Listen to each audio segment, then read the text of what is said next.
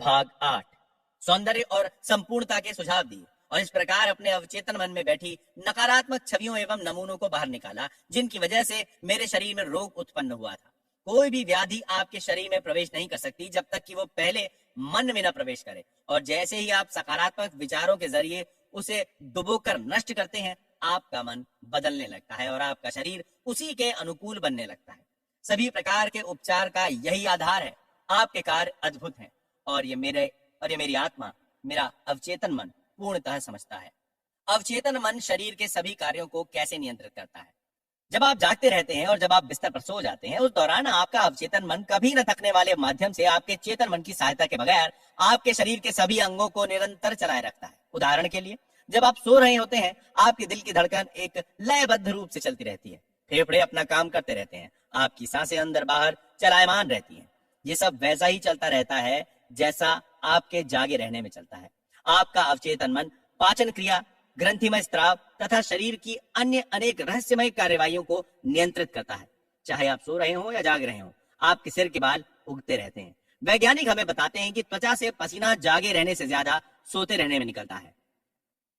सोने के दौरान आपकी आंखें, कान और अन्य इंद्रियां सक्रिय रहती हैं। उदाहरण के लिए, एक महान वैज्ञानिक को सोने के दौरान अपनी समस्याओं का समाधान मिला है।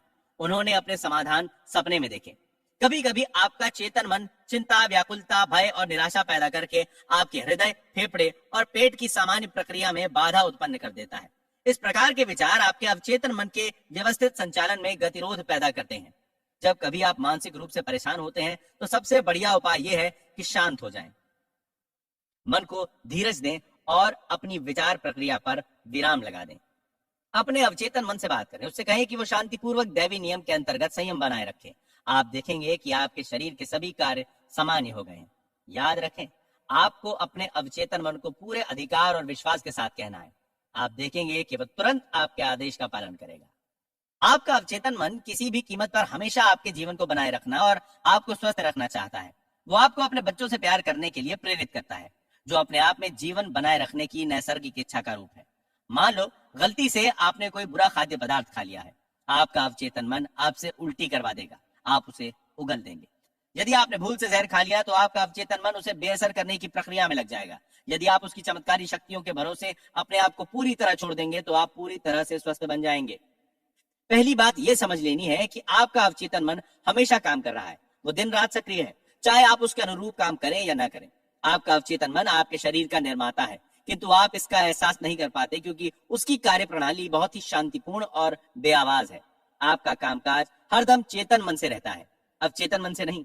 आपको केवल यह करना है कि अपने चेतन मन को जीवन की अच्छी बातों में व्यस्त रखें और निश्चित करें कि आपके रोजमर्रा के विचारों का आधार सुंदर हो, सत्य हो, न्यायोचित हो और सद्गुणों से संपन्न हो।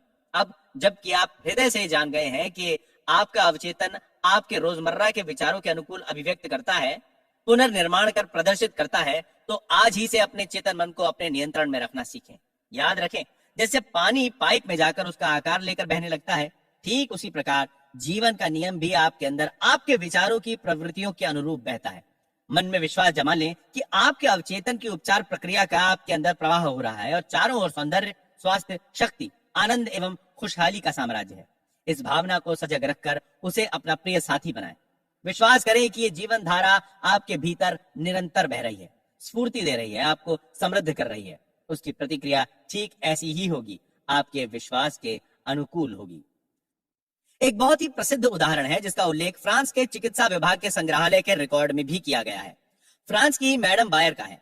वे नेत्रहीन थी, उनकी आंखों की नसें क्षतिग्रस्त होकर मृत हो गई थी। वो इलाज के लिए लॉर्ड्स के चिकित्सा अस्पताल में भर्ती हुई और उन्हीं के शब्दों में चमत्कार उपचार हुआ। एक प्रोटेस्टेंट युवा महिला रूथ क्रैंस्टन ने उस केस की छानबीन करके मैकाल्स नामक पत्रिका के नवंबर 1955 के अंक में लिखा कि लॉर्ड्स में आश्चर्यजनक रूप से उनकी आंखों की दृष्टि वापस आ गई, जबकि आंखों की नसें मृत और बेकार बनी रहीं, जैसा कि अनेक डॉक्टरों ने बार बार परीक्षण करने के बाद यह प्रमाणित किया।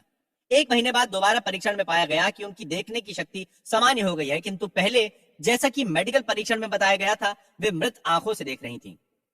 मैं भी अनेक बार लॉर्ड्स गया हूं और मैंने भी इस प्रकार के उपचार देखे हैं तथा ये तय है, जैसा कि हम अगले अध्याय में व्याख्या करेंगे, कि इसमें संदेह नहीं कि ऐसे चमत्कार उपचार की घटनाएं दुनिया के लगभग सभी धर्मों के तीर्थ स्थलों में होती हैं।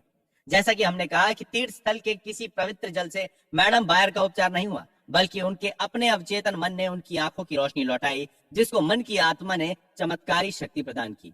उनके अवचेतन मन के उपचार तंत्र ने उनके विचारों की प्रवृत्ति की प्रतिक्रिया स्वरूप कार्य किया। अवचेतन मन में आस्था एक विचार है। इसका अर्थ है वो स्वीकार करो जो सत्य है। विचार स्वीकृत होने पर स्वतः कर्मशील हो जाता है। इसमें संदेह नहीं है कि मैडम बायर उस तीर्थ स्थल में पूरी आशा और आस्था के साथ ये विश्वास लिए गई थी कि उनकी आंखों का उपचार होगा।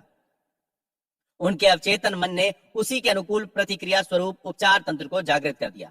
अवचेतन मन जिसने आंख की रचना की है वो मृत नस को पुनर्जीवित कर सकता है। जो रचना रचनात्मक सिद्धांत करता है वो भी कर सकता है। अपनी आस्था के अनुकूल ही आपको मिलता है। दक्षिण अफ्रीका स्थित जोहानिसबर्ग में एक प्रोटेस्टेंट पादरी ने मुझे बताया कि पूर्ण स्वास्थ्य का विचार उन्होंने अपने अवचेतन मन को किस तरह से पहुंचाया। उनके फेफड़ों में कैंसर था। उनका तरीका, जैसा कि उन्होंने अपने हाथ से लिख कर दिया, वो इस प्रकार था। मेरे पैर आराम में हैं, मेरे टखने आराम में हैं, मेरे पांव आराम में हैं, मेरे पेट की मांसपेशियां आराम में हैं, मेरा हृदय और फेफड़े आराम में हैं, मेरा सिर आराम में है, मेरा पूरा शरीर आराम में है। लगभग 5 मिनट में मैं सोने की तंद्रा में होऊंगा। और तब मैंने निम्नलिखित सत्य की प्रतिज्ञा की। ईश्वर की महानता अब मेरे जरिए अभिव्यक्त हो रही है। पूर्ण स्वास्थ्य का विचार अब मेरे अवचेतन मन में भरता जा रहा है। ईश्वर के समक्ष मेरी जो छवि है वो पूर्ण छवि है, और मेरा अवचेतन मन मेरी छवि ठीक वैसी प्रदर्शित कर रहा है जो ईश्वर के मन में है। उन पादरी में आश्चर्यजनक परिवर्तन हुआ। वो ठीक हो गए।